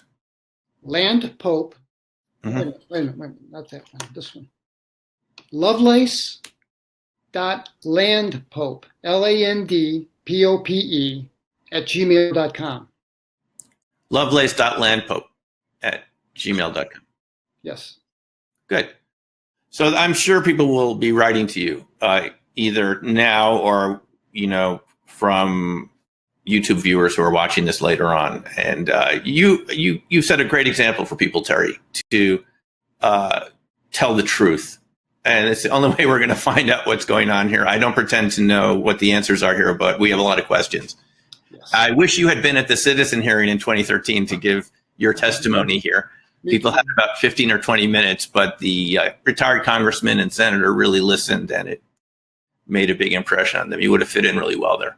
So thank you, Terry. Thanks, everyone. I'm seeing your nice comments here. People are really appreciative, Terry, by the way. I don't know if you could see the comment box there, but we're getting nice comments from Bridget, Super Sleuth, and Rob. Thanks, guys, and we'll be seeing you another time. So thanks a lot, Terry, and we will talk to you again soon, okay? Okay, thank you. Okay, good night. Take care. Bye-bye.